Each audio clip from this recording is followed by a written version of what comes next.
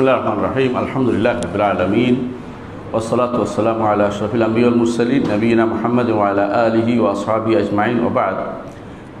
আমরা একটু পূর্বে আপনাদের সাথে অনলাইনে কিছু দার্স শেয়ার করেছি, ঠিক না? কারা কারা শুনেছেন অনলাইনে দেখি? অনলাইনে মাশাআল্লাহ অনেকেই আছেন। তাহলে এর আগে আমরা এখানে বসেও দার্স দিয়েছি, ঠিক না? কিন্তু এটা অনেক আগে। অনলাইনে আমরা যে দার্স শুরু করেছিলাম সেটাকে আমরা ধারাবাহিকতা রক্ষার্থে সামনে এগিয়ে যাচ্ছি। অনলাইনে আমরা আকিদাত তহাবিয়া, ইমাম তহাবির যে আকিদা তার ব্যাখ্যা করছিলাম। তো আমরা আমাদের মতো করে এটাকে সাজিয়ে ব্যাখ্যা করছিলাম। সরাসরি ইমাম তহাবি যেভাবে লিখেছেন সেভাবে নয়, আমরা সেটাকে তাওহীদের তাকসিম অনুসারে ভাগ করে আলোচনা করছিলাম। ওনার কথার বাইরে যাইনি, কিন্তু ওনার কথাটাকে আগ পিছ করে আমরা আলোচনা করতেছিলাম। তো আমাদের ইমাম বলছিলেন এক জায়গায়, ওয়াল আরশ ওয়াল কুরসি হাক্কুন, আরশ এবং কুরসি হক, আরশ এবং কুরসি হক, এটা আমরা আলোচনা করেছিলাম। গত সর্বশেষ যে আলোচনা ছিল আরশের উপর আলোচনা ছিল, আরশের উপরে আলোচনা ছিল।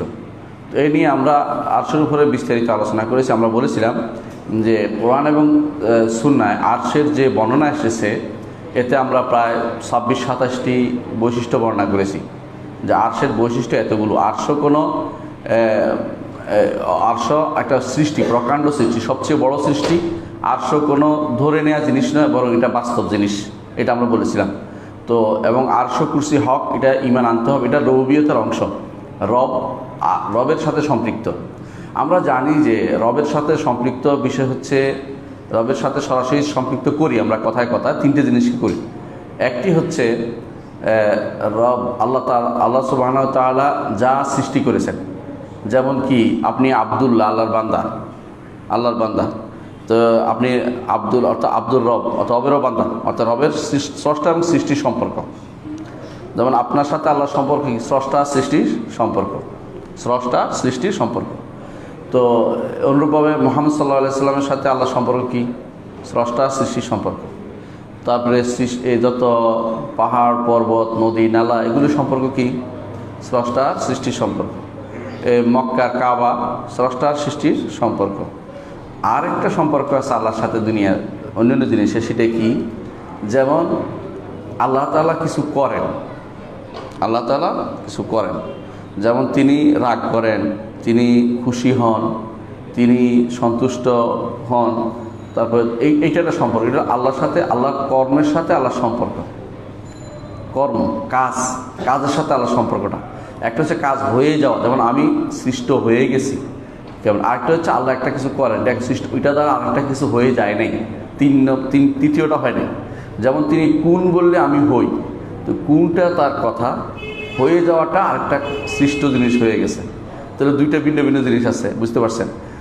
তো আল্লাহর সাথে একটা সম্পর্ক হলো, একটা হচ্ছে স্রষ্টার সাথে সৃষ্টির সম্পর্ক, আরেকটা হচ্ছে আল্লাহর বাণীর সম্পর্ক, কথা যেটা কালামুল্লাহ, এটা আল্লাহর গুণ হইতে পারে, এটা আল্লাহর গুণ। আরেকটা জিনিস আছে, সেটা হচ্ছে আল্লাহ নিজের জন্য করেন কোনো কিছু, সেটাও গুণ, কিন্তু এটা সৃষ্টি নয়। যেমন তিনি আরশের উপর উঠেছেন, যেমন তিনি প্রথম আসমানে নেমে আসেন, এগুলিও আল্লাহ তাআলার গুণ, এগুলো আল্লাহ তাআলার গুণ। তো এখন সমস্যা হচ্ছে কয়েক রকমের। যারা বিশুদ্ধ আকীদায় বিশ্বাস করে না, তারা সবগুলিকে সৃষ্টি বলে। মুতাজিলারা বলে সব সৃষ্টি, আল্লাহ ছাড়া সবই সৃষ্টি। এর অর্থ হচ্ছে আল্লাহ রাগ করা সৃষ্টি, আল্লাহ তাআলা খুশি হওয়া সৃষ্টি, আল্লাহ প্রথম আসমানে নেমে আসা সৃষ্টি, আল্লাহ কথা বলা সৃষ্টি, সব সৃষ্টি হয়ে গেছে। এই জন্য তারা কোরআনকেও সৃষ্ট বলে, বুঝতে পারছেন? এই জন্য কোরআন তো আলাদা জিনিস, সুতরাং সৃষ্ট হয়ে গেছে না। এটা তো তিনি কথা, তার তো বাণী, এটা আলাদা কিছু হয়ে যায়নি, এটা তার বাণী হিসাবে আছে, আরেকটা কিছু হয়নি। সুতরাং এটা কি আল্লাহ তাআলারই সিফাত হিসেবে আমরা ধরি। আচ্ছা, আরেকটা আছে আল্লাহ তাআলার জীবন, আল্লাহ জীবন একটা হাইয়ুন আছে, তিনি হাইয়ুন অর্থাৎ তিনি চিরঞ্জীব, হাইয়ুন কাইয়ুম, সব কিছুর ধারক। তো এই যে এগুলিও গুণ, এগুলিও আল্লাহ সবাই স্বীকার করে, কিন্তু ওরা এগুলো স্বীকার করে কেন? এগুলো তো কোনো সমস্যা নেই, কিন্তু আল্লাহ কিছু করবেন এটা হতে পারে না। করলে তো আল্লাহ নতুন হয়ে গেলেন, নতুন হতে পারবে না, পুরাতন হতে হবে আল্লাহ তাআলাকে, এই জন্য তারা এগুলো অস্বীকার করে থাকে। তো এই আলোচনা আমরা যখন আরশ কুরসির বিষয়টি আসে, আরশ একটা প্রকাণ্ড সৃষ্টি, তাহলে আল্লাহর সাথে সম্পর্ক কি? স্রষ্টা সৃষ্টির সম্পর্ক। আল্লাহ আরশের উপর উঠেছেন, এটা কি হবে? এটা নিজের কাজ। এটা কি আল্লাহ, এটা আল্লাহর সিফাত, এটা একটা গুণ হবে, কারণ এটা কোনো আলাদা কিছু হয়নি, এটা তার সাথে সম্পৃক্ত, আলাদা কিছু একটা তৈরি হয়ে যায়নি, বরং এটা তার একটা কাজ। তো তার কর্মটাকে যেহেতু আলাদা কিছু হয়ে যায়নি, এটাকে আল্লাহর সিফাত হিসেবে নিতে হবে। তো এই জায়গাতে এসে এই ভুলটা করে। তো এই জন্য আমরা রুবুবিয়তের সাথে সম্পৃক্ত হওয়ার কারণে বলি আরশ এবং কুরসি দুইটাই আল্লাহ তাআলার সৃষ্ট, দুইটাই আল্লাহ তাআলার সৃষ্ট, এবং আমরা বিশ্বাস করি যে আরশ এবং কুরসি হক, রুবুবিয়তের অংশ। রুবুবিয়ত কেন জানেন? কারণ আরশের কি আমরা ইবাদত লাগে নাকি? এবাদতে লাগে না। কুরসি কি এবাদতে লাগে নাকি? লাগে না। যেটা কুরসি আমাদের এবাদতে লাগে না, এটা আল্লাহ তাআলার রুবুবিয়তের অংশ, বুঝছেন? মানে ধরেন আল্লাহ তাআলা তিনি আমাদের সৃষ্টি করেছেন, জিন সৃষ্টি করেছেন, ফেরেশতা সৃষ্টি করেছেন, পাহাড় নদী নালা পর্বত সব সৃষ্টি করেছেন। এগুলি রুবুবিয়ত, তার রুবুবিয়তের দাবি অনুসারে। ঠিক অনুসারে তিনি সৃষ্টি করেছেন আখিরাত হবে তার, এবং আখিরাত হিসাব নিকাশ করবেন, সব রুবুবিয়তের দাবি। আমি যেটা করি, আমি কি করি? তার ইবাদত করি, তার জন্য সিজদা করি, রুকু করি, এটা হচ্ছে উলুহিয়তের অংশ, ইবাদতের অংশ, এটা হচ্ছে ইবাদতের অংশ। তো যেগুলো তার সাথে সম্পৃক্ত, তিনি যেগুলো সৃষ্টি করেছেন, সেগুলোকে আল্লাহর রুবুবিয়তের অংশ হিসেবে উল্লেখ করতে হয়। সেই জন্য আমরা বলেছিলাম, আমরা আল্লাহর রুবুবিয়ত আলোচনা করতে গিয়ে বলেছিলাম যে তিনি রব হিসেবে তিনি সৃষ্টি করেছেন আরশ এবং কুরসি, এবং এটাকে হক হিসেবে বিশ্বাস করতে হবে। তো গত পর্বে আমরা উল্লেখ করেছিলাম যে আরশের বিষয়টি, আরশের কতগুলি বৈশিষ্ট্য আছে, গত পর্বে আপনারা শুনেছেন এটা বিস্তারিত, সবে 27টি বৈশিষ্ট্য বলেছিলাম। এবং সেখানে কুরসির কথাটি বলেছিলাম যে আগামী দার্সে ইনশাআল্লাহ আলোচনা করব, এবং কারা এর মধ্যে ভিন্ন মত পোষণ করে সেটাও আমরা আলোচনা করব। তো এখানে আমরা আগে ইমাম তাহাবির কথাটা শুনি, তিনি কি বলছেন? তিনি বলছেন ওয়াল আরশু ওয়াল কুরসিও হাক্কুন, আরশও সত্য, কুরসিও সত্য। হক মানে কি? কখনো বলে জিনিসটা হক, হক অর্থ কি? হক দুইটা অর্থ, একটা হচ্ছে আদলুন ফিল আহকাম, একটা হচ্ছে সিদকুন ফিল আখবার। যদি সেটা যে কোনো কথা যদি সত্য হয়, যে কোনো ঘটনা যদি সত্য হয়, তো এটা হক হয়, এটা হক, বুঝছেন? আর যে কোনো বিধান যদি ইনসাফপূর্ণ হয়, সেটা হক। দুইটা জিনিস আছে পৃথিবীতে, একটা হচ্ছে ঘটনা, যেমন খবর, আকীদার বিষয়গুলি কি? সবই খবর। আল্লাহকে দেখিনি, আল্লাহ সম্পর্কে আল্লাহ জানিয়েছেন, তাই তো? হ্যাঁ। তারপরে আল্লাহ তাআলা বলছেন তিনি আরশের উপর করেছেন, তিনি প্রথম আসমানে নেমে আসেন, তিনি আমাদের তিনি ফেরেশতা তৈরি করে, ফেরেশতা দেখছি নাকি? দেখি নেই। যেগুলো এরকম না দেখে আমাদের তিনি সংবাদ দিয়েছেন, আমরা ঈমান আনি, সেগুলি হচ্ছে আখবার, আকীদা, এগুলি হক, এগুলি একটা হক। আরেকটা হচ্ছে যেমন আরশ কুরসি আমরা দেখছি নাকি? দেখি নেই, তাহলে এটা কি? হক, এগুলি হক, এগুলি হচ্ছে আখবার, আকীদার বিষয়। আবার আহকামের হক আছে, আহকামও হক আছে, মানে বিধিবিধান হক আছে। বিধিবিধান কি? সালাত, যাকাত, সওম, হজ, এগুলো তো বিধিবিধান আমাদের করতে হয়, এগুলিও সত্য। অর্থাৎ আল্লাহ তাআলা এগুলি দিয়েছেন, ইনসাফপূর্ণভাবে দিয়েছেন, এগুলিও হক বলতে হয়। তো হক দুইটা জিনিসকে বলা হয়, আকীদার বিষয়ে হক আছে, আমলের বিষয়ে হক আছে, বুঝতে পারছেন? যখন হক বলা হয় এর অর্থ এটাই বিশ্বাস করতে হবে। যখন বলছি ওয়াল আরশ ওয়াল কুরসি হাক্কুন, এর অর্থ হচ্ছে আরশ এবং কুরসির ব্যাপারে আল্লাহ তাআলা যে সংবাদ দিয়েছেন এবং আল্লাহ রাসূল যে সংবাদ দিয়েছেন তা অবশ্যই সত্য। এটাকে এটার উপর ঈমান আনতে হবে, এখানে কোনো সন্দেহ করা যাবে না। এটার সংবাদকে বিশ্বাস করে নেওয়া এবং সন্দেহ না করা।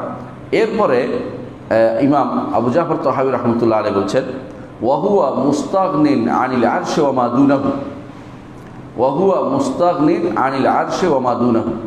আল্লাহ তাআলা আরশ থেকে অমুখাপেক্ষী, আরশের নিচে যা আছে এগুলি তো মুখাপেক্ষী নাই। একজন মানুষ হয়তো মনে হইতে পারে আরশ তো বিশাল সৃষ্টি, আল্লাহর বোধ দরকার আছে আরশের? না, আল্লাহর কোনো আরশের দরকার লাগে না। আল্লাহ তাআলা আরশ সৃষ্টি করেছেন, কেন সৃষ্টি করেছেন এটা আপনি প্রশ্ন করেন না, কারণ লা ইউসআলু আম্মা ইয়াফআলু হুম ইউসআলুন। তিনি কি করবেন প্রশ্ন করার অধিকার আপনি রাখেন না, আপনি কি করবেন আল্লাহ প্রশ্ন করবেন, এটা হচ্ছে নিয়ম। এই জন্য তিনি আরশ সৃষ্টি করেছেন, তবে আরশ কখনো আরশের প্রতি তার কোনো মুখাপেক্ষিতা নাই। কেউ যদি বলতে না পারে যে আরশের দরকার হয়েছে আল্লাহ তাআলার বসার জন্য, এটা তিনি বানাইছেন, এরকম কিছু যেন না বলি। তিনি আরশ সৃষ্টি করেছেন এবং তিনি আরশের উপর উঠেছেন, তিনি বলেছেন, নাহলে আমরা এটাও বলতাম না, যেটা তিনি বলেছেন এটাই শুধুমাত্র আমরা বলি। তাহলে কি হচ্ছে ওয়াহুয়া মুস্তাগনিন আনিল আরশি ওয়া মা দুনাহু, আরশ এবং এর নিচে যা আছে সব কিছু থেকে তিনি অমুখাপেক্ষী, সব কিছু তিনি অমুখাপেক্ষী। মুহীতুম বিকুল্লি শাইইন, সব কিছুকে তিনি ঘিরে আছেন, কিন্তু কোনো কিছু তাকে ঘিরে, কি দিয়ে ঘিরে আছেন? হাত দিয়ে ঘিরে না, ইলম দিয়ে, বিল ইলমি, সব কিছু। ওয়াসআ কুরসিয়ুস সামাওয়াতি ওয়াল আরদ ওয়া লা ইউহিতুনা বিশাইইন মিন ইলমিহি ওয়া লা ইউহিতুনা বিশাইইন মিন ইলমিহি। তার ইলমের আমরা কিছু আমরা কিছু তার এলেমকে আন্দাজ করতে পারি না, তার এলেম কত বেশ বিশাল, কিন্তু তিনি সব কিছু বিকুল সেই মহিত সব কিছু তিনি তার এলমের মাধ্যমে পরিবেষ্টন করে আসেন। এটা বিশ্বাস করতে পারে তার এলেম দিয়ে আমি আপনি কি করছি, কি করব, কি করেছিলাম, সব কিছু তার পরিবেষ্টন করে আসেন তিনি। আমি আপনি না, শুধু পৃথিবীর প্রত্যেকটি প্রাণী এমনকি পিঁপড়া পর্যন্ত কি করতেছে, কি করবে এবং কি করেছিল সবই আল্লাহ তাআলা তার ইলমের মধ্যে ঘিরে আসেন, কোনো কিছুই বাদ যায় না। লা ইয়াযুবু আন রাব্বি মিসকালা যাররাতিন ফিস সামাওয়াতি ওয়ালা ফিল আরদ, আসমান এবং জমিনে আমার রবের জানা থেকে এক জাররা পরিমাণ, জাররা অর্থ পিঁপড়া পরিমাণ, ছোট পিঁপড়াকে জাররা বলা হয়, যে অথবা যারা এখন আর অর্থ করা হয় অ্যাটম পরিমাণ, অণু পরিমাণ জিনিসও আল্লাহ তাআলার জ্ঞান থেকে কোনো কিছু বাদ যায় না, সব কিছু তিনি তার ঘিরে রেখেছেন। হয়তো বিকুল সেইন ওয়া ফাওকাহু, এবং তিনি ফাওকাহু অর্থ তিনি ফাওকাল আরশে, তিনি আরশের উপরে। অনেকেই আছে ইমাম আবু জাফর তাহাবী রহমতুল্লাহ আকীদা পড়ার জন্য ব্যস্ত হয়ে পড়ে, বলে যে কেন অমুকের কিতাব দেয়া হলো, আব্দুল্লাহ জাহাঙ্গীরের কিতাব কেন দেয়া হলো পড়ার জন্য, হ্যাঁ এই ইমাম তাহাবীর আকীদা দেওয়া হলো না কেন? ইমাম তাহাবীর আকীদা দিত, কিন্তু ব্যাখ্যা করবে কে? ভুল তো আপনি ভুল ব্যাখ্যা করবেন কি করে? যারা যখন এখানে আসে মহিতুম বিকুল্লি শাইইন, ওয়াটা বাদ দিয়ে দেয়, তখন বলে মহিতুম বিকুল্লি শাইইন ফাওকাহু, তার উপরে যা আছে সব কিছু দিয়ে তিনি পরিবেশন করে আছেন। আল্লাহর উপরে কিছু আছে নাউযুবিল্লাহ, মানে ওয়াটা বাদ দিয়ে ইচ্ছা করে আল্লাহতে সব কিছুর উপরে এটাকে অস্বীকার করার জন্য। অথচ ইমাম তাহাবী রহমতুল্লাহ স্পষ্ট বলে দিচ্ছেন যে তিনি সব কিছুকে তার ইলম দিয়ে পরিবেষ্টন করে আছেন, ওয়া ফাওকাহু, এবং তিনি সব কিছুর উপরে আছেন। এটাই তো আমরা বলি, আমরা তো আর কিছু বলি নেই। ইমাম তাহাবীর আকীদাটাকে যদি কোনো ইচ্ছা করে অপব্যাখ্যা করার জন্য ওয়াও বাদ দিয়ে দেয়, এবার ওয়া নাই দেখেন ওয়া আছে কিনা আমরা পড়ে দেখতে পারেন, যে কোনো বইতে কোনো ওয়া আছে, ইচ্ছা করে পড়ানোর সময় ওয়াটা বাদ দিয়ে দেয়, যেন আল্লাহ তাআলাকে সব কিছুর উপরে বলতে না হয়, যেমন আল্লাহ তাআলাকে তারা সব কিছুর ভিতরে বলে। নাউযুবিল্লাহ। আশ্চর্য জিনিস হচ্ছে আল্লাহ তাআলা যে আরশের উপরে, এটা কিন্তু আগেকার সমস্ত ইমামরা বলতেন, এবং এই ব্যাপারে কোনো তাদের মতভেদে ছিল না, এই ব্যাপারে মতভেদ করছিল জাহমিয়ারা শুধুমাত্র বলেছিল, এবং মুতাজিলারা বলেছিল। এরপরে আর এমনকি যারা এখন আশারি মাতুরিদি বলে যে দাবি করে, এদের ইমামরা এটা অস্বীকার করতো না। ঘটনাচক্রে ধীরে ধীরে এটা এমন অবস্থা পৌঁছে গেছে যে কোনো আকিদা পরিবর্তন হয়ে যাবার, এরাও আবার ঘুরে ফিরে জাহমিয়াদের আকিদা নিয়ে নিছে যে আল্লাহ সব জায়গাতে। আবার এরা সব জায়গাতে বলে কারা, দুই গোষ্ঠী আছে যারা জাহমিয়ারা দুই ভাগে বিভক্ত। একদল যারা কালাম শাস্ত্রবিদ্যারা আক্রান্ত, কালাম শাস্ত্র পড়ছে, ওরা বলে যে লা খারিজাল আলম ওয়ালা দাখিলা, আল্লাহ কিছু ভিতরেও নাই বাইরেও নাই। আচ্ছা, যেই জিনিস কোথাও নাই, ভিতরে বাইরে নাই, এটা কি আছে? বুঝছেন কথাটা? এতে করে মূলত আল্লাহকে অস্বীকার করে বসে। এরা কারা? এরা হচ্ছে কালাম শাস্ত্রবিদ্যা, যারা এদের মধ্যে আশারি মাতুরিদির মধ্যে কালাম শাস্ত্রবিদ্যা, আর তাদের মধ্যে যারা সুফি যারা মানে যারা সুফিবাদী বিশ্বাসী, ওরা বলে সব জায়গাতে। মানে কেন? ওরা চিন্তা ভাবনা করে যে আল্লাহ ওতে আবাদত করে সুফিরা, তো আবাদত করতে গেলে তখন চিন্তা ভাবনা করছে বাইরেও নাই ভিতরে নাই, তো নাই হয়ে গেছে। তো সঙ্গে সঙ্গে বলছে না আল্লাহ সব জায়গাতে আছে, কিন্তু যদি কোরআন সুন্নাহর দিকে তাকাতে তাহলে বলতে পারতো না আল্লাহ সব জায়গাতে না, আল্লাহ কোথায়? তিনি আরশের উপরে। সহজে যেতে পারতো, সহজে না যাই এখন এই দুই গ্রুপ আছে। এই জন্য জাহমিয়ারা দুই ভাগে বিভক্ত, জাহমিয়া মুতাকাল্লিমা, জাহমিয়া সুফিরা বলে সব জায়গায়, আর যারা মুতাকাল্লিম বলে এটা বলে ভিতরে নয় বাইরে কোথাও নেই, আল্লাহ নাই, মানে আল্লাহ হয়ে গেছে। তো নাউযুবিল্লাহ, এরকম অবস্থা। আবার বললো যে হ্যাঁ তিনি একটার অস্তিত্ব আছে, তো কোথায় আছে এটা আবার বলা যাবে না, ইঙ্গিত করা যাবে না, আগে যেখানে আছে সেখানেই ছিল। হ্যাঁ, এটা কীরকম? যদি আপনি বলেন যে তিনি আল্লাহ আছেন, তবে যেরকম তেরকম, তাহলে কিছুই হলো না। মানে যে আপনি তো আছেন, আবার অস্বীকার করতেছেন যে লা দাখিলাল আলম ওয়ালা খারিজাহু, সৃষ্টির ভিতরেও নয় সৃষ্টির বাইরেও নয়, তো এখন কোথায়? তাহলে নাই, হয়ে গেল। কিন্তু এটা অস্বীকার মুখে বলবে না, এরা বলবে না আছে, তবে যেভাবে আছেন সেভাবে আছেন, আমরা এই সম্পর্কে জানি না। কোনো কোরআন এবং হাদিস কিন্তু স্পষ্ট বলে দিচ্ছে আল্লাহ কোথায় আছেন। আমরা ওই দিন আপনাদেরকে জানিয়েছি 25টা বলেছি, আমরা এর সম্পর্কে বৈশিষ্ট্য বলেছি, যে আরশের বৈশিষ্ট্য আমরা উল্লেখ করেছিলাম। তো তাহলে দেখা যাচ্ছে যে এই জায়গাতে এসে ওরা কিন্তু নিজেরাই ধরা খাবে যে আল্লাহ তাআলা তিনি আরশের উপরে। এটা ইমাম তাহাবী স্পষ্ট স্বীকৃতি দিচ্ছেন। তিনি কি বলছেন? মুহীতুম বিকুল্লি শাইইন, সব কিছুকে তিনি ঘিরে আছেন। ওয়া ফাওকাহু, ফাওকা কুল্লি শাই, তিনি সব কিছুর উপরে তিনি। আর যদি বলে আরশ বলেন তাহলে আরশের উপরে তিনি, সেটাও তিনি বলছেন। আরশ তো একটা শাই, আরশের উপরে তিনি, এতে কোনো সন্দেহ নেই। ওয়াকাদ আ'জাজা আনিল ইহাতাতি খালকুহু, তার সৃষ্টি কেউ তাকে কখনো পরিবেশন করতে পারে না। এটা তিনি কোরআনে নিজে বলে দিয়েছেন, ওলা ইয়াহুতুনা বিশাইইন মিন খালকিহি, তারা আল্লাহর কোনো কিছু নিয়ে আল্লাহ তারা কোনো পরিবেশন করতে পারে না। আমরা কিসের পরিবেশন করব? আমরা নিজেরা তো এই পৃথিবীটা এখন এত কিছু আসছে, পৃথিবী, তাই না, বর্তমান আমাদের জমিনটা, এইটাতে অনেক কিছু আমরা খুঁজে বের করতে পারি না। এর মধ্যে একটা বড় জিনিস কি বের করতে পারি না? ইয়াজুজ মাজুজ কোথায় আটকে আছে। হ্যাঁ, অনেকে বলে যে যদি থাকে তাহলে পাই না কেন? পাইলে তো কিয়ামত হয়ে যাবে রে ভাই। আল্লাহ তো এটা আটকে রাখছে এই জন্য আপনি যেন না পান। আপনি যেদিন পাবেন সেদিন তো কিয়ামত হয়ে যাবে, কারণ বেরোয় যাবে এগুলি যদি বের করতে পারেন। এর আগে এগুলি বের আল্লাহ তাআলা আপনার রহমত দয়া করে আপনাকে খুঁজে দিচ্ছে না। আপনি এখন বেশি মনে করতেছেন যে অমুক দেশের লোকেরা, হ্যাঁ, ইউরোপ আমেরিকা হলো তো বিশাল কি অনেক এতে অনেক আগে গেছে, কিসে, প্রযুক্তিতে, এত প্রযুক্তি, এত কিছু সূক্ষ্ম বের করছে, খুঁজে পায় না কেন? খুঁজে অনেক কিছুই তো পায় না। অনেক কিছু মানুষ দেখুন অনেক বাইরে দুনিয়া খুঁজে আসছে, পরে দেখতে পকেটের মধ্যে আছে, দেখতে পায় না। অনেক কিছু মানুষ এরকম করে যে কী হয়েছে, খুঁজতেছে দুনিয়া খুঁজে, পরে দেখতে পকেটে, তো এরকম হয়। তো সুতরাং আপনি যদি কোনো আরশ কুরসি আর ইয়াজুজ মাজুজ না পান, এর তো নাই, এটা না, এর তো এটা না।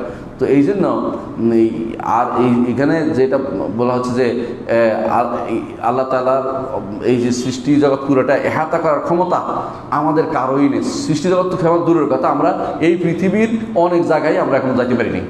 যদি আপনি বিমানে উঠেন দেখবেন যে পৃথিবীর প্রায়, আমার মনে হয় না, শতকরা 20% মানুষ আবাদি জমি আছে। বেশিরভাগ বিমান উঠলে দেখবেন যতদূর শুধু কেবল খালি জায়গা রয়েছে। সামান্য কিছু জায়গাতে মানুষ বসতি আছে, পুরো পৃথিবীতে খালি জায়গা। আর যদি সৌদি আরব যাবেন, রবুল খালি নামে একটা জায়গায় আছে, অর্থাৎ পুরো অর্ধেকের 4/4 এক ভাগ খালি, কিছুই নেই, ওখানে মানুষ যায় না। এরকম সারা বিশ্বের অনেক জায়গাতে। তাহলে আপনি সব কিছু এই পৃথিবীর চোখের সামনে পরিবেশন করতে পারেন না। তো আল্লাহ তাআলা সৃষ্টি পুরোটা পরিবেশন করার প্রশ্নই আসে না। তাহলে এই জন্য আমরা আল্লাহ তাআলার সৃষ্টিকে কখনো পরিবেশন করতে পারবো না। এটাই হচ্ছে ইমাম তাহাবী রহমতুল্লাহ আলাইহির বক্তব্য। আমরা এখন কুরসি সম্পর্কে কিছু আলোচনা করতে চাই। তার আগে আমরা গত পর্বে যেখানে থেমেছিলাম সেখানে আলোচনা করতে, সেটা হচ্ছে আমরা কিছু গুরুত্বপূর্ণ বলেছিলাম যে আরশের কিছু সিফাত বলেছিলাম, বৈশিষ্ট্য বলেছিলাম। তার মধ্যে আজকে কয়েকটা বৈশিষ্ট্য বলে বাকি আলোচনাটা করব। এক নম্বর হচ্ছে, আমরা বলেছিলাম, সর্বশেষ বলেছিলাম যে আল্লাহ সবচেয়ে নিকটতম সৃষ্টি হচ্ছে আরশ। নিকটতম সৃষ্টি কেন? নিকট বলা যাবে, অনেকের কাছে আশারি মাতুরিদিরা নিকট বলতে হ্যাঁ আল্লাহকে তো জায়গা করে ফেলবে।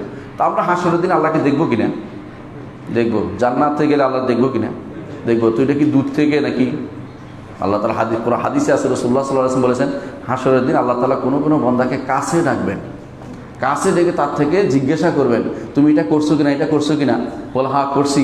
তো সাতারতুহা লাকা ফিদ দুনিয়া ওয়া আনা আস্তুরু আল আন, দুনিয়াতে গোপন করছিলাম, যাও আজকেও পার করে দিলাম। সুবহানাল্লাহ। তাহলে কাছে ডাকবেন কিনা? কাছে ডাকবেন। এখন তো কাছে ডাকাটা ওদের কাছে নিষিদ্ধ। কাছে ডাকলে তো সত্তা হয়ে গেল, তো সৃষ্টি হয়ে গেল, সৃষ্টি না আমার কাছে ডাকেন। আচ্ছা, এই ধরনের হয়ে গেল দাবি করতে করতে আপনি কোরআন সুন্নাহকে অস্বীকার করবেন, এটা কোন ধরনের কথা? আল্লাহ তাআলা যেভাবে ইচ্ছা সেভাবে বান্দা নিকটবর্তী হন, এটাকে অস্বীকার করার কোনো জো নাই, অস্বীকার করতে পারবেন না। সেভাবে আরশ হচ্ছে আল্লাহ তাআলা যখন কথা বলেন, আমরা হাদিসে পড়েছি, আল্লাহ তাআলা যখন কথা বলেন প্রথম কারা শোনে? নিঃসন্দেহে তার কারা শোনে? আরশ বহনকারীরা। ইসরাফিল আরশ বহনকারী একজন ফেরেশতা, আপনারা জানেন সেটা। এবং তিনি এই আরশের দিকে তাক করে আছেন, মুখে সিংহা নিয়ে, কি জন্য? কখন ফু নির্দেশ দিবে তখন ফু দিয়ে দিবেন। এটা এই জন্য রাসূলুল্লাহ সাল্লাল্লাহু আলাইহি ওয়াসাল্লাম বলেছেন, একজন সাহাবী জিজ্ঞাসা করলেন যে ইয়া রাসূলুল্লাহ, আপনি দেখি খুব আনন্দ অনুভব করছেন না। কীভাবে আনন্দ অনুভব করবো? ইসরাফিল মুখে সিংহা নিয়ে বসে আছে, আকাশের দিকে তাকিয়ে আছে উপরের দিকে, যে কখন আল্লাহ নির্দেশ দিবে সঙ্গে সঙ্গে ফু দিয়ে দিবে, আর আমি আনন্দ অনুভব করবো। মানে এটা রাসূলুল্লাহ সাল্লাল্লাহু আলাইহি ওয়াসাল্লাম আল্লাহকে ভয় করে, যে বেশি আল্লাহকে বেশি জানে সে আল্লাহকে বেশি ভয় করে, এটারই প্রমাণ।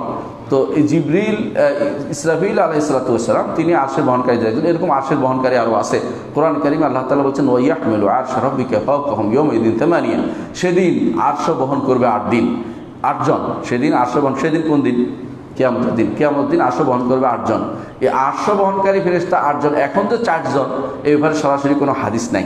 আমরা শুধুমাত্র বলে থাকি, বিভিন্ন গল্প গুজব বিভিন্ন কাহিনীতে আসছে এবং কোনো কোনো কবিতাতেও আসছে, কবিতা আসছে, সাহাবীদের কবিতা আসছে, কিন্তু এটা হাদিস হিসেবে আসে নাই, যেহেতু আমরা এই জন্য বলি না। আমাদের মনে আছে একবার আমি মসজিদ নববীতে আমার ওস্তাদকে জিজ্ঞাসা করেছিলাম, শেখ আব্দুল মোহসেন আব্বাদকে, যে আরশ বহনকারী ফেরেশতা কয়জন? তিনি বলছেন 8 জন।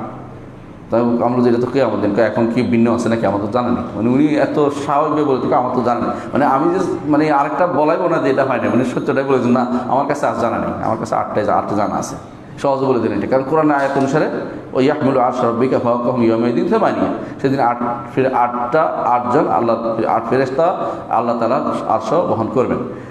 এই ফেরেশতাদের বিভিন্ন সূরত বিভিন্ন হাদিসে আসছে, এই ফেরেশতাদের সূরত আসছে, কেউ এই কোনোটা এই সূরত কোনোটা এই সূরত, কিন্তু সবই ফেরেশতা ছাড়া অন্য কিছু নয়। কেউ যদি মনে না করে যে ছাগলে, কেউ মনে করে পৃথিবীতে ভূমিকম্প হলে যে এরকম করছে ছাগলের মাথা দিয়ে পৃথিবীর নাড়া দিছে, এই জাতীয় জিনিস যেন বিশ্বাস না করি আমরা। এগুলি হচ্ছে গল্প গুজব ছাড়া কিছুই নয়, এগুলি শরীয়তের অংশ নয়, এগুলো কিন্তু বিশ্বাস না করি আমরা, কেমন? আচ্ছা, তো আল্লাহর সবচেয়ে নিকটতম সৃষ্টি যা বলছিলাম, এটা হচ্ছে কি? আরশ নিঃসন্দেহে, এবং এটা হাদিসে আছে, আপনারা জানেন এই হাদিসটি ইমাম মুসলিম বর্ণনা করেছেন, যে আল্লাহ তাআলা যখন কোনো কথা বলেন বা সিদ্ধান্ত নেন, তখন হামলাতুল আরশ, যারা আরশ বহনকারী তারা তাসবিহ পাঠ করতে থাকে।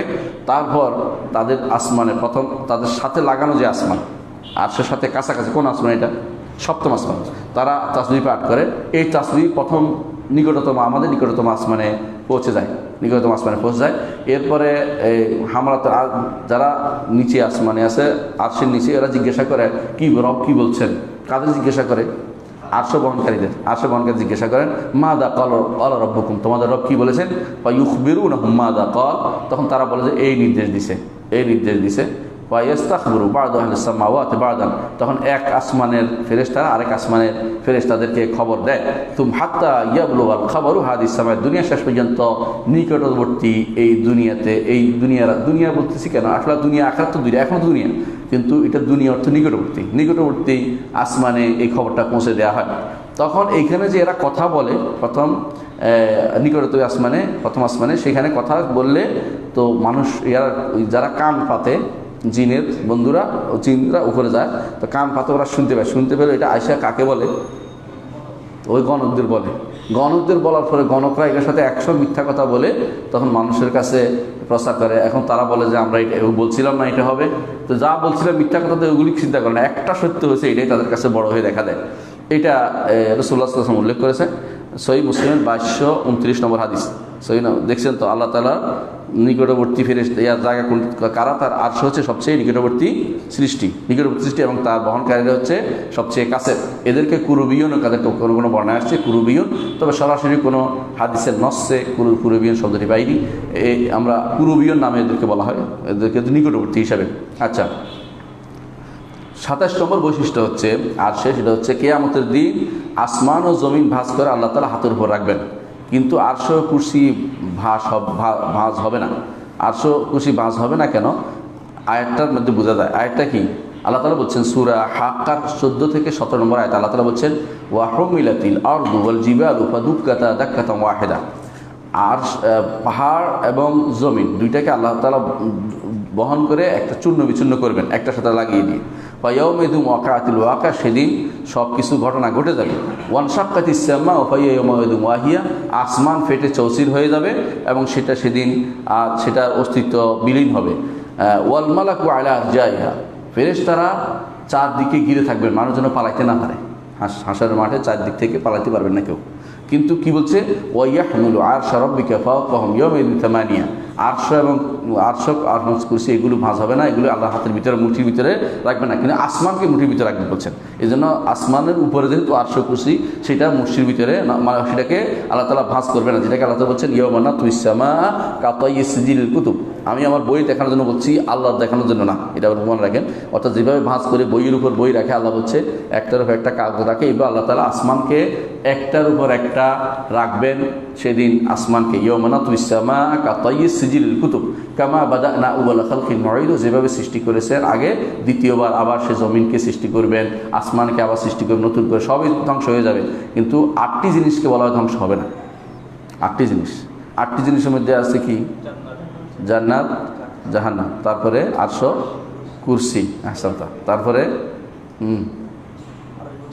হুম আজাবুদ্দাম, মানুষের যে অস্তিত্বের গোড়া একটা থাকে মানুষের পিছনে, সেটাকে বলা হয়, ওইটাকে আজাবুদ্দাম বলা হয়েছে। ওইটাও ধ্বংস হবে না। আর কি, জান্নাত জাহান্নামের নেয়ামত সমূহ ধ্বংস হবে না, জান্নাত নেয়ামত সমূহ ধ্বংস হবে না, যেগুলো উপরে আছে এগুলো ধ্বংস হবে না। এগুলি 8টা জিনিসকে বলা হয়। তবু 8টা জিনিস কোনো হাদিসে আসে না, এগুলো মানুষ ইজতিহাদ করে বের করেছে, এবং ইজতিহাদ করাটা শুদ্ধ, ভুল নয়। এই 8টি জিনিস যেগুলো অর্থাৎ আল্লাহ তাআলার সাথে সম্পৃক্ত, যেগুলো আসমানেও নাই জমিনেও নাই, আসমানে নাই, আসমানের উপরে, আসমানেও নাই, এই আসমানের উপরে যেগুলো, সেগুলো শুধুমাত্র অবশিষ্ট থাকবে। আসমান এবং জমিনে সবই ধ্বংস হয়ে যাবে। এই জন্য কোরআনে কারিমে আল্লাহ তাআলা আসমান জমিন সব ধ্বংস হয়ে বলেছেন, আর এইগুলিকে আল্লাহ তাআলা ধ্বংস করবেন বলেননি। তো এইখানে দেখা যাচ্ছে জমিনকে ভাঁজ করা, কিন্তু আসমান আরশ কুরসিকে ভাঁজ করার কথা তিনি বলেন নাই। আরেকটি বৈশিষ্ট্য হচ্ছে আরশ ধ্বংস হবে না, যেটা আমরা একটু আগে বলেছি, আরশ ধ্বংস হবে না, আরশ ধ্বংস হবে না। তো এখান থেকে আরশের আরেকটা বৈশিষ্ট্য হচ্ছে, এখান থেকে জান্নাতের নহরসমূহ প্রবাহিত হবে। জান্নাতের নহর আছে না, ফিহা আনহার, 4 রকমের নহরের কথা কোরআন হাদিসে বলেছে। নহরসমূহ কোথেকে প্রবাহিত হবে? আরশের নিচ থেকে, আরশের নিচ থেকে, আরশের নিচ থেকে প্রবাহিত হয়ে প্রথম আরশের কাছে যেই জান্নাতটি, সেটা কি নাম? ফেরদাউস। সবচেয়ে মাঝখানে যে সম্মানিত জান্নাতটা, সেটার নাম কি? ফেরদাউস। সেটা আরশের সবচেয়ে কাছে। এই জন্য আল্লাহর কাছে চাইতে হবে। রাসূলুল্লাহ সাল্লাল্লাহু আলাইহি ওয়াসাল্লাম বলেছে, আল্লাহর কাছে তোমরা যখন চাইবে ফেরদাউস চাইবে, কারণ সবচেয়ে নিকটবর্তী এবং সবচেয়ে মাঝখানের আরশ, আল্লাহ সবচেয়ে নিকটবর্তী এবং মাঝখানের জান্নাত, এটা চাইতে বলেছে আমাদেরকে। তো সেটা আমরা ইনশাআল্লাহ আল্লাহর কাছে চাইব। আরশের ব্যাপারে কিছু মানুষের বিভ্রান্তি আছে। এই বিভ্রান্তিগুলো উল্লেখ করলে আপনারা বুঝবেন যে এটা কি জিনিস। যারা দার্শনিক আছে না, বা কালাম শাস্ত্রবিদ, এদের অধিকাংশই আরশ বলতে কিছু বিশ্বাস করে না। তারা বলছে যে আরশ আসলে গোলককে বলছে। আরশ হচ্ছে গোলক, গোলক বুঝেন। একটা সময় মনে করা হতো যে পৃথিবী একটা গোল, এটা কেন্দ্রিক সব কিছু ঘুরে। এখনও অনেক মানুষ মনে করে যে সূর্য পৃথিবী কেন্দ্রিক, অথবা পৃথিবী সূর্য কেন্দ্রিক। আসলে বিশ্বাস করেন কোনোটা কোনো কেন্দ্রিক না, সবগুলো আল্লাহর নির্দেশে চলছে। আপনি যে মনে করতেছেন যে এই যে মজমুয়া শামসিয়া বলে আমাদের এটাকে, বা এই সূর্য একটা নক্ষত্র, তার সাথে জড়িত কিছু, আমরা হচ্ছে একটা নক্ষত্রের সাথে কিছু এই কি বলে গ্রহ, উপগ্রহ, এগুলো সূর্যের সাথে সম্পৃক্ত। এরকম সৌরজগতে লাখ লাখ সূর্য আছে, এগুলির সাথে আবার এরকম গ্রহ উপগ্রহ লাখ লাখ আছে। তো আমাদের একটা, এতগুলির মধ্যে আমরা একটা গ্রহ, বুঝছেন? প্রত্যেকটা আল্লাহ তাআলা চালাচ্ছে। আপনি যে মনে করতেছেন, এত বছর মনে করতো কি যে পৃথিবীর সাথে সম্পৃক্ত অন্যান্য যেগুলো আছে, এগুলো এরকম পৃথিবীর সাথে এই ওতপ্রোত বাধা। সূর্য পৃথিবীর এরকম অষ্টম গোলার্ধে সূর্যের মাথা লাগানো আছে, সূর্যকে কেউ টেনে নিয়ে যাচ্ছে, এরকম মনে করা হতো। এই জন্য তারা এটাকে মনে করতে, এই যে বলতে যে আরশ আর কিছু না, অষ্টম গোলার্ধ হচ্ছে আরশ, অথবা নবম গোলার্ধ হচ্ছে আরশ। গোলার্ধই নেই আসলে, তোমার গোলার্ধের ধারণাটাই ভুল। এখন মনে হচ্ছে, আগেকার দিন এটা মনে বিশাল কিছু মনে করতো যে গ্রিক দর্শনে গোলার্ধের ধারণা দিয়েছে, এটা শুদ্ধ। এখন মানুষ পাগল হয়ে গেছে, একবারে বস্তা ফসা জিনিস, অথচ এগুলো অনেকে পড়াচ্ছে এখন। এগুলি গোলার্ধের ধারণা, এগুলি ভুল, কোনো গোলার্ধের ধারণা নেই। আমাদের এই গ্রহটা একটার সাথে সম্পৃক্ত, অন্যগুলি সূর্য, এরকম সূর্যের অধীনে বহু গ্রহ আছে। সূর্য আমার পৃথিবীর সাথে তাল মিলে আল্লাহর হুকুমে চলতেছে। ওই পৃথিবী আর সূর্যের মধ্যে একটার সাথে কোনো এর আকলও নাই, ওরও কোনো আকল নাই। আল্লাহ যেটাকে যেভাবে চালাচ্ছে সেভাবে চলতেছে, এইটা হলো কথা। না, এইটাকে তারা যে ভুল বলতো, তো আরশ মানত না। আপনি দেখেন যত সৃষ্টি আছে, সমস্ত সৃষ্টি, আর সৃষ্টিতেও শুধু এই আমার সূর্য নামক নক্ষত্রের সাথে সম্পৃক্ত এটা না, বরং যত লক্ষ লক্ষ কোটি কোটি সৃষ্টি আছে, বড় বড় গ্রহ নক্ষত্র যত আছে, এখন তো এগুলিকে আলাদা আলাদা মানুষ বলে বিশাল হিসাব করে আবিষ্কার করে ফেলছে। তো এগুলি সবগুলি কিন্তু এই নিচে, আসমানের নিচে, আসমান থেকে উঠতে পারে নাই। আসমান এবং জমিনের মাঝখানে কিছু, মাঝখানে কিছু জমিন আছে, আসমানের জমিনের মাঝখানে জমিনগুলো এবং আসমানের মাঝখানে এগুলো আছে। এগুলো মানুষ আবিষ্কার করছে। আসমান আছে এর উপরে, এর উপরে আসমানের উপরে দ্বিতীয় আসমান, এভাবে সপ্তম আসমান, এর উপরে যখন পৃথিবী, আপনি কুরসি ধরবেন, এর বিরুদ্ধে আরশ ধরেন, সেটা কত বড় আপনি হিসাব করতে পারবেন না। সুবহানাল্লাহ, সুবহানাল্লাহ বিহামদি। তাহলে এই মানুষগুলো যারা বুঝতে পারেনি, আল্লাহ তাআলা যেন কোরআনে কারীম বলেছেন, বাল কাযযাবু বিমা লাম ইউহিতু বিইলমিহি, যে জিনিসটা তাদের জ্ঞানে ধরে না, এই জিনিসটা তারা অস্বীকার করে। বুঝছেন না? এদেরকে আপনি যদি এগুলি বলেন, বলে এর উপরে আর কিছু থাকতে পারে নাকি, মানে তারা যেটা জানছে এটাই তাদের কাছে সর্বোচ্চ। হ্যাঁ, বাঁকা হয়ে এক বাটা বসে আছে না, কোন দেশে জানি, উঠতে পারে না, চলতে পারে না, বিভিন্ন রকম কথা বলে শেষ পর্যন্ত নাস্তিক্যবাদ প্রচার করে। আর যাই হোক, তো এই লোকটি সে তার জিজ্ঞাসা করা হয়েছে, আমি মানে যেটা তার ব্রেনে ধরছে এটাই যে এইটাই তো অস্তিত্বই দেখছি, আর কিছু দেখতে চাই না, কিন্তু অস্তিত্ব দিলেও কে এইটা তার মাথায় আসে না কোনো দিন, কেউ আসবে না, কারণ আল্লাহ তাআলা তখন বলতে হেদায়েত নসিব না দিলে কেউ ওদিকে চিন্তা করবে না। যাই হোক, তো এই যেহেতু নাস্তিকবাদ যদি মারা গিয়ে থাকে অবশ্যই যেখানে যাওয়ার সেখানে চলে গেছে, আমরা এ নিয়ে আলোচনা করতে চাচ্ছি না। তো মূল কথা হচ্ছে যে এরা যতটুকু আছে এটুকুর মধ্যেই সীমাবদ্ধ থাকে, এর উপর উঠতে চিন্তা করে না। এই জন্য তারা বলে যে আরশ কুরসি বলে কিছু নাই, আরশ কুরসি গোলার্ধকে বলা হবে। তাদের নিকট তখন গোলার্ধ ছিল। তো দার্শনিকদের এই গোলার্ধ একটা হাস্যকর কথা, এটা হাস্যকর কথা, কারণ তাদের নিকট গোলার্ধ, যে গোলার্ধের মধ্যে কোনো ফাঁক নাই, যেহেতু এগুলি দিয়ে একটা বেষ্টনী দিয়ে রাখছে আমাদেরকে। কিন্তু এটা তো আসলে আপনার কথার কথা যে ফাঁক নাই, কিন্তু এটা আসলে কি, এই গোলার্ধের অস্তিত্বই তো আসলে নাই। এটা এমন কোনো গোলার্ধ বলে কোনো কিছু নাই, এটাকে বিশাল জিনিস, এটাকে সেটা আরশের সাথে এটার কোনো সম্পর্ক নাই, আপনারা যেটা মনে করছেন এমন কিছু নাই। এই জন্য যারা গোলক বলছে এটা ভুল বলছে। গ্রিক দার্শনরা সাধারণত এটা সবসময় বলতো যে আরশ বলতে, যখন বলতো ওরা আরশ বলতে কিছু চিন্তাও করে নাই। যখন গ্রিক দর্শনটা মুসলিম কি বলে এটাকে, মুসলিমরা এটাকে অনুবাদ করলো, এটাকে বলে যেমন ইসলামাইজেশন করলো গ্রিক দর্শনের, হ্যাঁ, ইসলামাইজেশন না করে কি বলবো, কালামাইজেশন করলো, মানে কালাম শাস্ত্রবিদ্যা করলো। মুসলিমরা এটা এরকম করে নাকি, তখন কি করছে এরা কি করছে, অষ্টম গোলার্ধ বানাইছে আরশরে, হ্যাঁ, অথবা নবম গোলার্ধ বানাইছে আরশরে, অষ্টম গোলার্ধ বানাইছে আরশর, নবম গোলার্ধ বানাইছে কুরসি, এরা এটা বানাইছে। আর ফেরেশতা আছে না জিবরিল, ওটাকে বানাইছে যে এটা হচ্ছে আকলুল ফাআল, এটাই সব কিছু করছে। নাউজুবিল্লাহ, নিজেরা মন মতো করে সাজাই নিয়ে আমি বলতেছে এইটা হচ্ছে দর্শন তত্ত্ব। এই অ্যারিস্টটল বা ওরা এগুলি জীবনে মাথায়ও আনে না, ওদের মাথার ভিতরে ওরা আসলে নাস্তিকে ছিল। ওরা অ্যারিস্টটল কোনো দিনেই সে স্রষ্টায় বিশ্বাসী ছিল না। তার গুরু যে ছিল প্লেটো, এবং তাদের গুরু ছিল সক্রেটিস, ওরা নাস্তিক ছিল না, ওরা কিছুটা ছিল, তবু মুশরিক ছিল, শিরিক করতো, কিন্তু নাস্তিক ছিল না। কিন্তু অ্যারিস্টটল পুরাই নাস্তিক ছিল। তো অথচ অ্যারিস্টটলের নাস্তিক্যবাদটা অনুবাদ করে কারা আনছে জানেন? আনছে ফারাবি, ইবনে সিনা, কিন্দি, এগুলি আনছে, আইনে অনুবাদ করছে। অনুবাদ করে নাম দিছে শেফা তো নয়, শেফার তো আরোগ্য, শেফা তো নয়, এটা রোগ, মানে শেফা নাম দিছে, বইয়ের নাম দিছে। এটা যদি পড়ে অসুখ হয়ে মরবে মানুষ, মানে তার ইমান চলে যাবে, ইমান তার কোরআন শেফার বিরুদ্ধে তার বই। তা কোরআন হচ্ছে শেফা, আর এটা হচ্ছে রোগ, এটা বলতে হবে, এটা হচ্ছে রোগ মানে মারদ, কিতাবুল মারদ বলা উদ্দেশ্য উচিত। তো এইটা অনুবাদ করে দিয়া এরা কি করছে, এখন দর্শনের সাথে শরীয়ত মিলাইতে গেছে। এমনকি ইবনে রুশদ এই কামটা করছে, দর্শনের সাথে শরীয়ত মিলাইতে যাইয়া দর্শন এটা বলে, শরীয়ত এটা বলে। সুতরাং এখন কিছু মানুষ না বিগ ব্যাংকে নিয়ে, হ্যাঁ আওয়াজ বন্ধ করেন, কিছু মানুষ আছে না বিগ ব্যাংকে নিয়ে, বিগ ব্যাং একটা বেরোছে না, আমরা কি বিগ ব্যাং বিশ্বাস স্বীকার করি নাকি? আমাদের কাছে বিগ ব্যাং বলতে কিছু নেই, বুয়া কথাই বলি। ভেড়া এখন বিগ ব্যাং সাব্যস্ত করার জন্য একজন বই লিখে ফেলছে, একজনা বহুদলে বই লিখছে। কি বলছে? বিগ ব্যাং হচ্ছে আল্লাহ তাআলা বলছে আওয়ালাম ইয়ারাউ আন্নাস সামাওয়াতু ওয়াল আরদু কানাতা রাতকান ফাফাতাকনাহুমা, তারা কি দেখে না যে আসমান জমিন একসাথে ছিল, আমি এটাকে আলাদা করেছি। এটার সাথে বিগ ব্যাং কি সম্পর্ক হলো? বিগ ব্যাং মানে বড় বিশাল বিস্ফোরণ লাগে না, এমনি তো আল্লাহ আলাদা করতে পারেন, অর্ডার দিলে তো হয়, কোন ফেয়াকুন। তো তুমি বিগ ব্যাং পাইলে কই? এরা যখনই এটা পাইছে খুশি হয়ে গেছে, এটা লোক মিলিয়ে দিতে হবে। কিছু মানুষ সবসময় বসে থাকে, কী করে, যখনই কোনো একটা বিজ্ঞানের কিছু একটা আসে তাড়াতাড়ি করে এটা সত্য কি মিথ্যা জানবে না, এটা ফরদিয়া ধরে নেওয়া জিনিস, এটা এখন সত্য প্রমাণিত হয় না, তারপরে এটা এনে কোরআন এবং হাদিসের নসকে, ভাষ্যকে পরিবর্তন করে ওটার সাথে মিলানোর জন্য বসে থাকে। তোমার একটা দায়িত্ব দিছে কি? ওরা পরিবর্তন করতে করতে একসময় এটা বলবে, একসময় এটা বলবো, পরে দেখবে যে এটাও না। একসময় কি বলতো? সূর্য ঘুরে পৃথিবী স্থির, তাই না? এরপরে কি বললো? না, পৃথিবী ঘুরে সূর্য স্থির। এরপরে বললো কি? সূর্যও ঘুরে পৃথিবীও ঘুরে। এর আসলে সবাই ঘুরে না, সবাই তার কক্ষপথে চলে, এটা হলো সত্য কথা।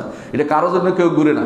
এখন তারা বলে যে হ্যাঁ আল্লাহ তাআলা এমনভাবে সেট করেছেন, আল্লাহই করেছেন যে ওখানে আলো এখানে পড়লে এখানে এই হবে, ওখানে আলো এখানে পড়লে এটা আল্লাহ এভাবে সেট করে দিয়েছেন। এমনকি এই জগৎ ছাড়া, এই গ্রহ ছাড়া অন্য গ্রহতে আল্লাহ তাআলা প্রাণের এই মানে বুদ্ধিমান প্রাণীর কোনো অস্তিত্ব দেন নাই। বুদ্ধিমান প্রাণী বলে মানুষের মতো কাউকে অস্তিত্ব দেন নাই। অন্য থাকতে পারে, খুঁজে বের করে ওরা, কিন্তু এরা খুঁজে বের করবে ওখানেও বোধ আছে। কিছুদিন পরে কেউ এলিয়েন বের করে, কেউ বেলিয়েন বের করে, কেউ যদি বলবে, কেউ বলে যে অমুক জায়গাতে দেখা গেছে একটা বিমান, বিভিন্ন রকমের এক ধরনের বিমান আসছিল আফ্রিকান গহীন জঙ্গল, কি আফ্রিকান আসে না, বাংলাদেশের এই আমাদের ঢাকা শহরে কোথাও নামুক না, দেখে একটা আসে না কেন, এটাকে ওখানে যা খুঁজে বের করে ওরা, এরা তো যেখানে কেউ যেতে পারবে না ওইটাকে তারা বলে আমাদের বিশ্বাস করতে বলে। এগুলো মিথ্যা কথা সম্পূর্ণ, এগুলো কোনোদিন হয় না।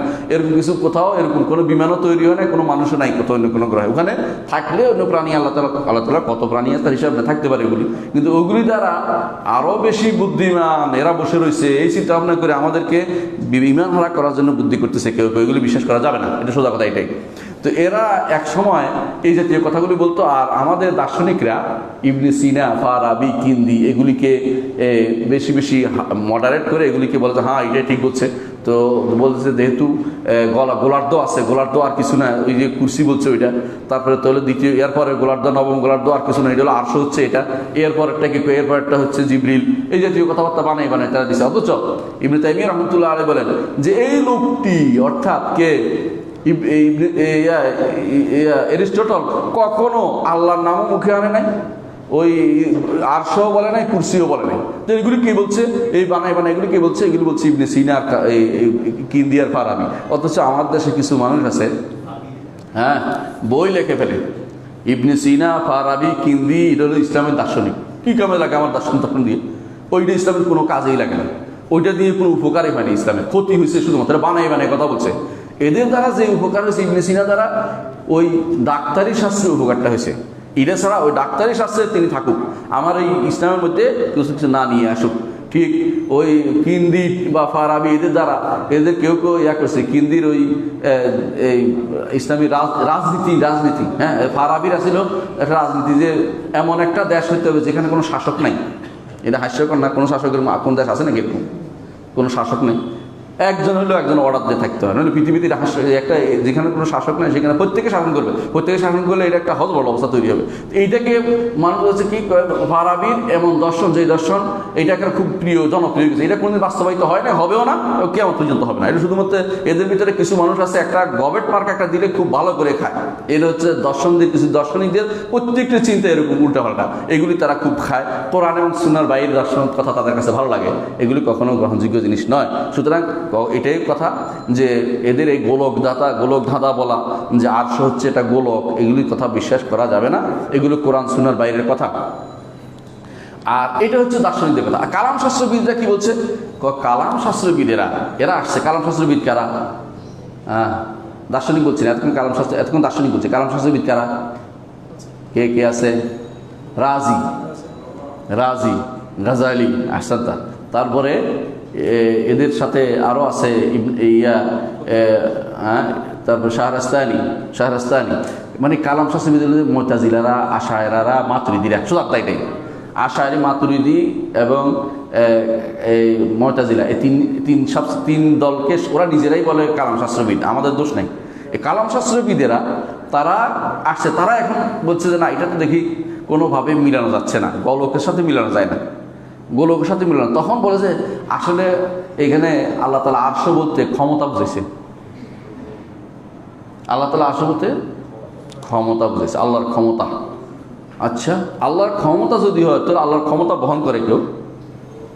আল্লাহর ক্ষমতা কাছের কাছে কিছুই আছে। এতগুলো যে বৈশিষ্ট্য বর্ণনা করলাম, 27টা 28টা বৈশিষ্ট্য বর্ণনা করলাম, এগুলি ক্ষমতার সাথে মিলে, তো এটা কীভাবে আপনি বললেন? তখন বলে যে এগুলি তো খবর ওয়াহেদ। তখন যদি বলে খবর ওয়াহেদ, হাদিস কোরআনও তো আছে, কোরআন তো মুতাওয়াতির, এটার কি করবেন?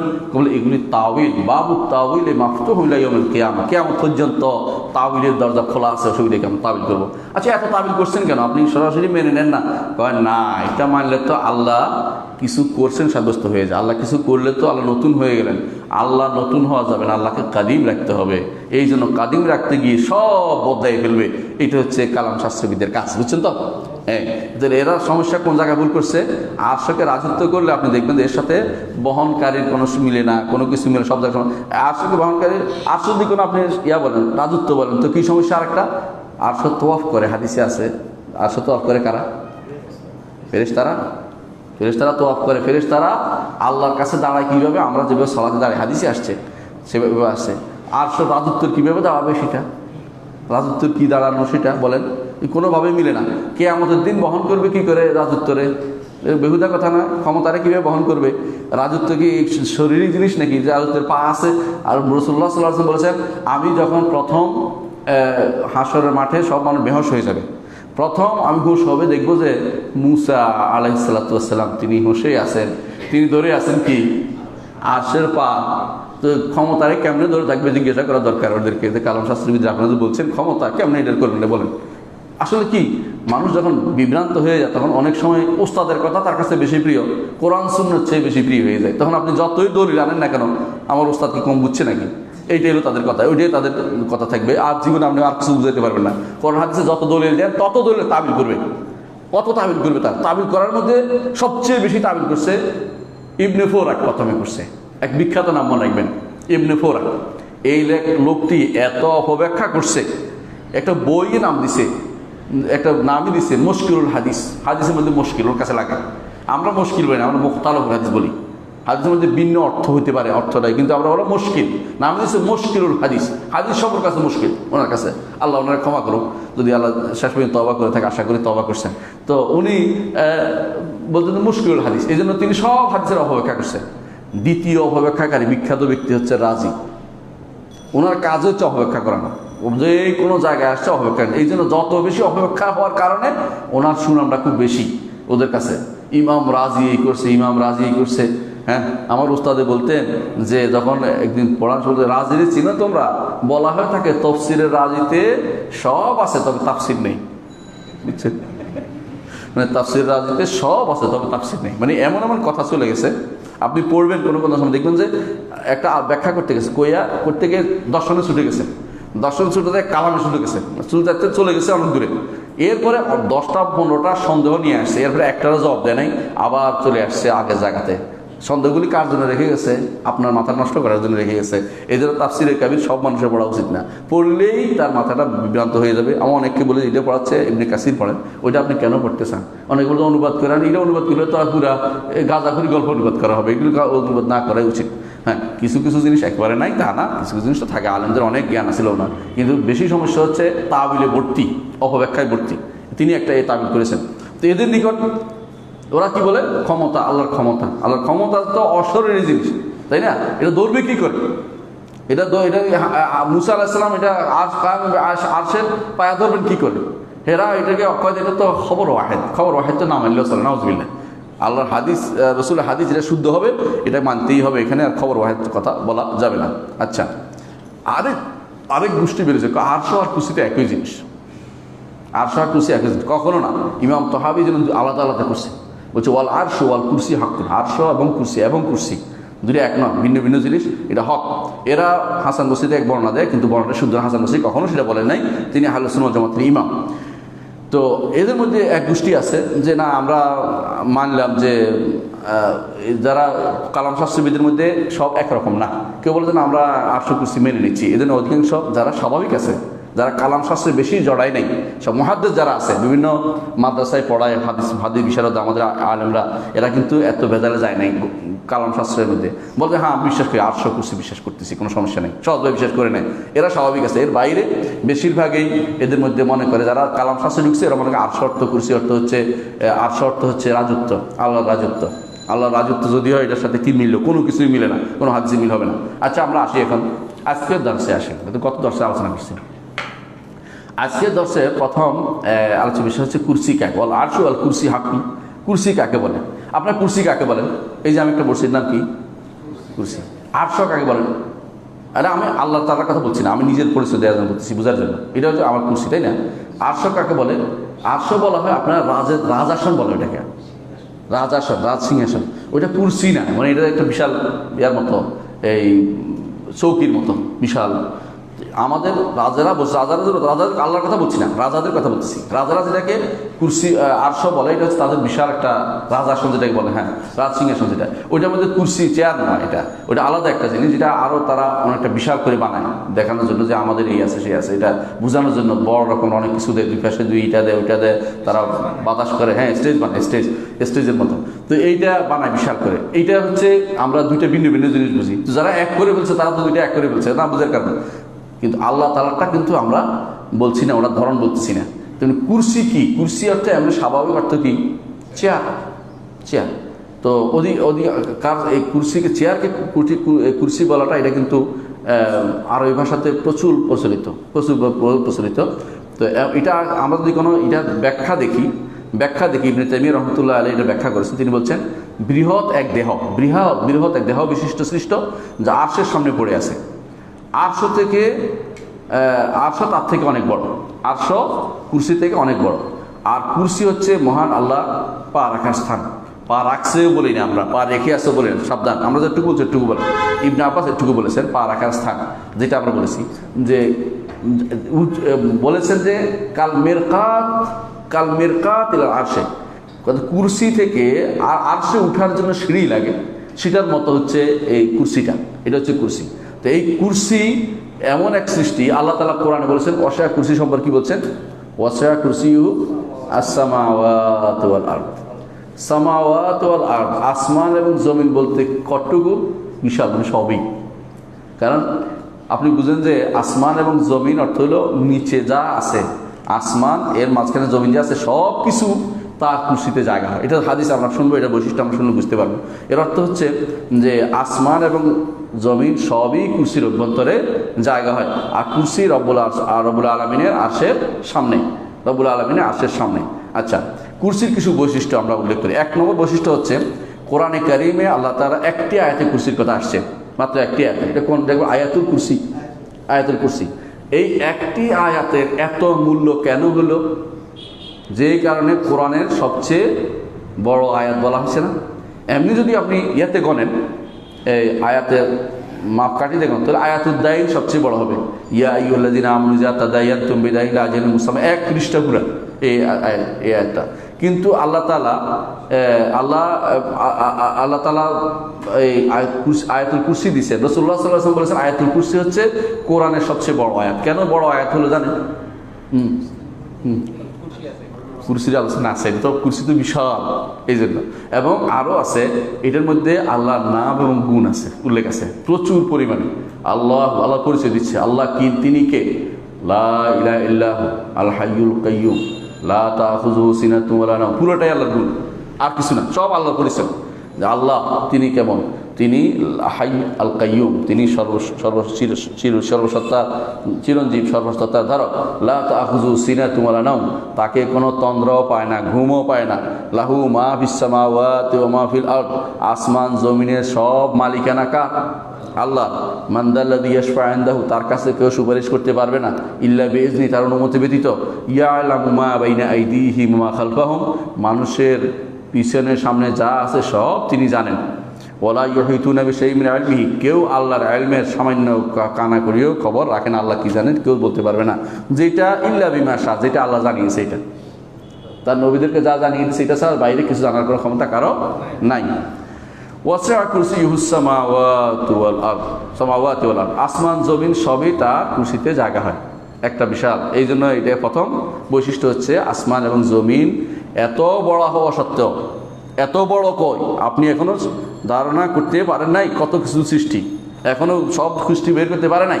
এখনো নাসাওয়ালারা বসে রয়েছে লাগাইয়া যে বের করবে কোথায় কোথায় নতুন কোনো গ্রহ নক্ষত্র খুঁজে বের করতেছে কোনো, তারপরেও খুঁজে পেচ্ছে না। এই সবই ওয়াসি'a কুরসি, এগুলি সব আরও কত কিছু আছে আল্লাহ জানে। এগুলো তো শুধু জমিন, এর মাঝখানে জমিন এবং আসমানের মাঝখানে অংশ, আসমান থেকে উঠতেই পারে নাই, সে সব তো আসমান, এগুলি সবই তার কুরসির ভিতরে জায়গা হয়। ওয়ালা ইয়াউদু হিফযুহুমা ওয়াল আলিয়্যুল আযীম, এগুলি হেফজ করতে, সংরক্ষণ করতে আল্লাহর কোনো কষ্ট হয় না। তিনি আলী, সব কিছুর উপরে, আযীম, সবচেয়ে বড় তিনি।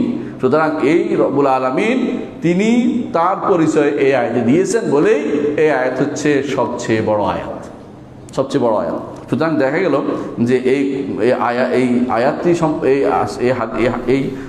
সম্পর্কে রাসূলুল্লাহ সাল্লাল্লাহু আলাইহি ওয়াসাল্লাম যে হাদিসটি বলেছেন সেটা আমরা এখন পড়ি, তাতে বুঝতে পারবেন।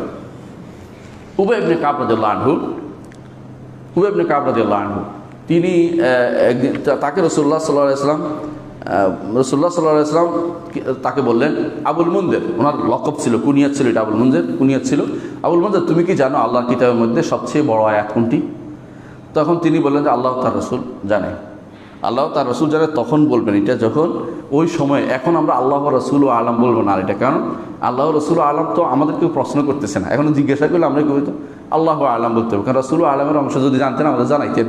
এখন বলতে হবে আমাদের কেউ জানে, কিছু বলতে হবে কি আল্লাহ আলম, আল্লাহ জানে, যদি না জানি বলতে হবে আল্লাহ আলম। এখন আর আল্লাহ রসুল আলম বলা যাবে না, বুঝছেন তো? এটা তখনকার দিন সাহাবায়ে কেরামের জন্য খাস ছিল, কারণ তখন ওহী নাজিলের সময় ছিল। এখন রসুল জানাতে চাচ্ছেন এই জন্য আল্লাহ রসুল আলম। কিন্তু আমাদের কাছে এখন কী বলতে হবে? আল্লাহ আলম, আল্লাহ আলম বলতে হবে। কিছু না জানলে কী বলতে হবে? আল্লাহ আলম, আল্লাহ বেশি জানে। আচ্ছা, কল এ আবুল মুনজির, তিনি রাসূলুল্লাহ সাল্লাল্লাহু আলাইহি ওয়াসাল্লাম তখন বললেন যে তুমি কি জানো যে কোন আয়াত আল্লাহর কিতাবে সবচেয়ে বড়? তিনি আবার বললেন যে না। তখন তিনি রাসূলুল্লাহ জানিয়ে দিলেন আল্লাহু লা ইলাহা ইল্লাল হাইয়ুল কাইয়্যুম। এইটা কে বললেন? না, রাসূলুল্লাহ সাল্লাল্লাহু আলাইহি ওয়াসাল্লাম বলেন না, উবাই ইবনে কাব বলছেন। তিনি বলছেন যে আমার কাছে মনে হচ্ছে এটা। রাসূলুল্লাহ সাল্লাল্লাহু আলাইহি ওয়াসাল্লাম মানে যখন জিজ্ঞাসা করলেন তুমি কি জানো কিনা, বলে আমার মনে হয় এটা। তিনি আলহামদুলিল্লাহ ওই সময়ে যে সমস্ত কিছু হবে মনে রাখবেন এগুলি কোনো কেয়াস করে বলা জিনিস না, আল্লাহ তাআলা তাদের অন্তরে ঢেলে দিয়েছেন, এটা হলো বিশ্বাস করতে হবে। এটা হলো কী যেন তাশরীর যুগ বলে এটাকে, শরীয়ত প্রবর্তনের যুগ।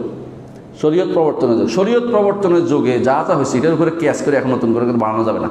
যে আমার অন্তরে ডাইলে দিচ্ছে আমি বলে দিচ্ছি এটা, আমি এটা স্বপ্নে দেখছি এটা বলে এগুলো কাজ হবে না, এগুলো চলবে না। এখন এটা ওই সময়ের যুগে কাজে লাগবে, ওই সময় স্বপ্নটাও কাজে লাগবে। কিন্তু তাশরীর যুগ এটা। ওই সময় স্বপ্নে দেখছে আজান, কাজে লাগছে, বুঝছেন? ওই সময় একজনে আসা পিছনে বলছে রব্বানা লাকাল হামদ হামদান কাসীরান তাইয়িবান মুবারাক, রাসূল অনুমোদন করেছে, হয়ে গেছে। এখন একটা স্বপ্নে দেখে অনুমোদন করবে কে? এখন অনুমোদন করবে কে? রসুলের কাছে যায় অনুমোদন করার ব্যাপার আছে না, এটা কেউ করবে। সুতরাং এখন স্বপ্ন দেখলো কাজ হবে না। এই সমস্ত কিছু আসে পিছন দিয়ে একটা বলে দিলাম রসুলের জগতে এরকম বেশি বলছে, এক সাহাবী রসুল তো মানা করে না, মানা করে অনুমোদন তো করছে, তোমারটা অনুমোদন করবে ডাকে, তুমি তো হুটু জায়গায় নতুন কথা বানাচ্ছ। এই জন্য যারা এরকম দলিল দেয় বলবেন যে আপনি কি রসুলের যুগে আছেন নাকি, কোন যুগে বাস করেন এটা খেয়াল রাখবেন না। আপনি কোন দেশে বাস করেন এখন, কি বাংলাদেশে না কোন জায়গায় বাস করতেছেন চিন্তা ভাবনা করা দরকার। এই সমস্ত মানুষ সন্দেহের মধ্যে তাদের জীবনটা অতিবাহিত করে, এই জন্য তারা অনেক সময় দেখবেন যে এই জাতীয় কথা বলে আপনাকে বিভ্রান্ত করতে পারে। আলাকুল্লি হাল, তো আবুল মুনজির অর্থাৎ উবাই ইবনে কাব রাদিয়াল্লাহু আনহু তিনি ছিলেন কোরআনের জামে, যারা কোরআন জমা করছে তাদের একজন, এবং তিনি ছিলেন কোরআনের এত সুন্দর কেরাত করতেন, রাসূলুল্লাহ তার প্রশংসা করতেন। তো উবাই ইবনে কাব রাদিয়াল্লাহু আনহু বললেন যে আল্লাহু লা ইলাহা ইল্লাল হাইয়ুল কাইয়্যুম, মানে বললেন আল্লাহ তাআলা তার অন্তরে ঢেলে দিলেন। তিনি উত্তর দিলেন, রাসূলুল্লাহ সাল্লাল্লাহু আলাইহি ওয়াসাল্লাম তার অন্তরের মধ্যে হাত দিয়ে বললেন যে লিয়াহনিকাল ইলমু ইয়া আবুল মুনজির, আবুল মুনজির ইলম যেন তোমার জন্য আনন্দ প্রদানকারী হয়, অর্থাৎ তোমার অন্তরের ভিতরে ইলম আল্লাহ ঢেলে দেয়। আলহামদুলিল্লাহ, দোয়া করে দিলেন। এর তো হচ্ছে সবচেয়ে বড় আয়াত হচ্ছে আয়াতুল কুরসি। কেন? কুরসি থাকার কারণে, কুরসির আলোচনা, কুরসি সবচেয়ে এমনিতেই বড়। তবে দ্বিতীয় বৈশিষ্ট্য হচ্ছে কুরসি আরশের চেয়ে ছোট, কুরসি আরশের চেয়ে ছোট। রাসূলুল্লাহ সাল্লাল্লাহু আলাইহি ওয়াসাল্লাম বলেছেন মাল কুরসি ফিল আরশে ইল্লা কাহালকাতিম মিন হাদিদিন উলকিয়াত বাইনা যহরানাই ফালাতিন মিনাল আরদি। কুরসির সামনে, আরশের সামনে কুরসি হচ্ছে যেন একটা লোহার রিং আছে না, আংটা, যেমন দরজার মধ্যে আংটা লাগায় না, আংটা লাগায় না তালা লাগানোর জন্য, এরকম একটা আংটা, এরকম একটা আংটা পড়ে আছে, বিশাল ভূমিতে একটা আংটা পড়ে আছে। কুরসি কত বড়, আরশ কত বড়, কুরসি একটা আংটার মতো, সেটার তুলনায় বিশাল মরুভূমিতে একটা আংটা পড়ে আছে। আসলে খুঁজে দেওয়া অর্ধ কঠিন। সেই বিশাল মরুভূমিতে একটা আংটা যেরকম পড়ে আছে, আরশের সামনে কুরসি এরকম একটা পড়ে আছে। আর এই কুরসিতে আসমান জমিন সব জায়গা হয়ে যায়, সুবহানাল্লাহ, মানে এত কিছু জায়গা হয়ে যায় এই আংটার ভিতরে, এত কিছু জায়গা হয়। আচ্ছা, এটা এই হাদিসটি বর্ণনা করেছেন ইমাম ইবনে জারির তাবারি রাহমাতুল্লাহ আলাইহি, ইবনে আবি শাইবাত কিতাবুল আশা বর্ণনা করেছেন সহিহ সনদে। আরেকটি হাদিসে ইবনে মাসউদ রাদিয়াল্লাহু আনহু বলেন বাইনাস সামাইস সাবিআ ওয়া বাইনাল কুরসি 500 আম, সপ্তম আসমান থেকে কুরসি পর্যন্ত দূরত্ব হচ্ছে 500 বছরের। তখনকার দিনে 500 বছরের দূরত্ব আল্লাহই জানে কত বড়। 500 বছর তখন মানুষ সাধারণত কত সফর করতে পারতো, এটাই দূরত্ব, এটা হিসাব করে নিচ্ছে 500 বছরের। 500 বছর চললে যতটুকু যাওয়া যায় একটুক দূরত্ব ধরছে, কীভাবে গেলে এটা কিন্তু বলে নাই। সুতরাং আমরা কত দূরত্ব এটা কিন্তু ঠিক করে মাপতেও পারবো না। ওয়াবাইনাল কুরসি ইলাল মাই 500 আম, আর কুরসি এবং আরশের নিচে পানি আছে, এটা বুঝতে 500 বছরের দূরত্ব সেখানে বুঝতে। ওয়াল আরশ আলাল মা, আল আরশ হচ্ছে পানির উপরে, আল্লাহু ফাওকাল আরশি, আল্লাহ আরশের উপরে আছেন। ওয়াহুয়া ইয়ালামু মা আনতুম আলাইহি, তোমরা কি করছো আল্লাহ ভালো করেই জানেন। কে বর্ণনা করেছেন? ইমাম ইবনে খুজাইমা হাদিসটি বর্ণনা করেছেন তার কিতাবুত তাওহীদে, ইমাম দারিমি আর-রাদ্দ আল জাহমিয়া, আবু শাইখ আল আসফাহানি তার আবুল আযমা লালিকাই আশরার আ'তিকাদ আহলুস সুন্নাহ ওয়াল জামাআহ, ইবনুল কাইয়িম ইজতিমাউল জুয়ুশ হাদিসটি উল্লেখ করেছেন। এমনকি ইমাম জাহাবিও হাদিসটি নিয়ে এসেছেন। এর বিশুদ্ধ সনদ বিশিষ্ট, যারা এর বিশুদ্ধ সনদ, যারা এর সনদ নিয়ে কিলকাল করে, এরা অন্তরের মধ্যে শয়তানি আছে ওদের, এই জন্য তারা অন্তরের মধ্যে বাক্রতা আছে, এই জন্য হাদিসটা নিয়ে ঝগড়া করতেছে। অর্থাৎ আব্দুল্লাহ ইবনে মাসউদ থেকে হাদিসটা শুদ্ধ, আমরা এটা অন্য জায়গায় আলোচনা করেছি। তৃতীয় বৈশিষ্ট্য তৃতীয় বৈশিষ্ট্য হচ্ছে কুরসি পা রাখার স্থান, কুরসি পা রাখার স্থান। হ্যাঁ, আর আরশের পরিমাণ আল্লাহ ব্যতীত কেউ জানে না। ইবনে আব্বাস রাদিয়াল্লাহু আনহু বলেন কুরসি হচ্ছে মহান রব্বুল ইজ্জতের পা রাখার স্থান, আর আরশ তার পরিমাণ তো আল্লাহ ব্যতীত কেউ জানে না। ইমাম দারমি বর্ণনা করেছেন, তার সহিহ ইমাম দারমি তার রাদ্দ আল মারিসি হাদিসটি বর্ণনা করেছেন। আব্দুল্লাহ ইবনে আহমদ আর সুন্নাতে হাদিসটি বর্ণনা করেছেন। ইবনে খুজাইমা বর্ণনা করেছেন, ইবনে আবি শাইবা বর্ণনা করেছেন। আর আরশে আবু শেখ আল আজম বিভিন্ন হাদিসে আলহামদুলিল্লাহ হাদিসটি সনদ শুদ্ধ। ইমাম আলবানী বলেছেন হাদিসটি শুদ্ধ, এবং ইমাম জাহাবি হাদিসটি শুদ্ধ বলেছেন। তাহলে দেখা গেল আমরা এই শুদ্ধের মধ্যে থাকি, ভুলের মধ্যে না যাই। শুদ্ধ কি? আরশ পা রাখার স্থান, এটুকু আমরা বিশ্বাস করি। আর কুরসি, কুরসি পা রাখার স্থান। হ্যাঁ, কুরসি পা রাখার স্থান। হ্যাঁ, মদ কাদামাই আছে, দুই পা বলা যাবে, হাদিসে আছে এরকম। মদ কাদামাই আছে, হাদিসে আছে, বলা যাবে। আচ্ছা, কুরসির ব্যাপারে এখন আমরা একটুকু তিনটা বৈশিষ্ট্য আমরা জানলাম, এর বেশি আমাদের কাছে আর বৈশিষ্ট্য হাদিসে আসে নাই, কোরআনও আসে না, হাদিসে আসে না, আমরা এই যে সীমাবদ্ধ থাকি। কুরসির ব্যাপারে কিছু ভুল তথ্য আছে। একদল আমরা একটু আগে বলেছিলাম আরশ কুরসি এক করে দেখো, দুইটা একই জিনিস। দুইটা এক জিনিস না, দুইটা এক জিনিস না, দুইটা এক জিনিস না। আচ্ছা, দ্বিতীয় হচ্ছে যে কেউ কেউ বলে যে কুরসি বলতে বাস্তবে কিছু নাই, কুরসি হচ্ছে উপমা দিছে আল্লাহ তাআলা, নাউজুবিল্লাহ।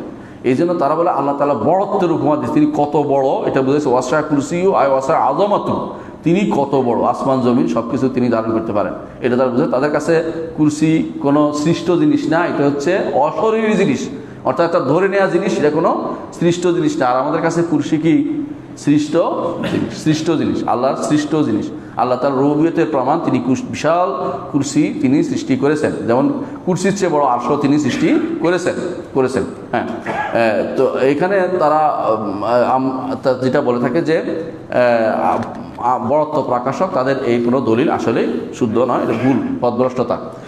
তৃতীয়ত আরেক গোষ্ঠী আসছে, এইটা হচ্ছে যারা বর্তমানে যাদের বলে আশারি মাতুরিদি মুতাজিলা, এরা বলতে কুরসি বলতে আইলেম বুঝাইছে।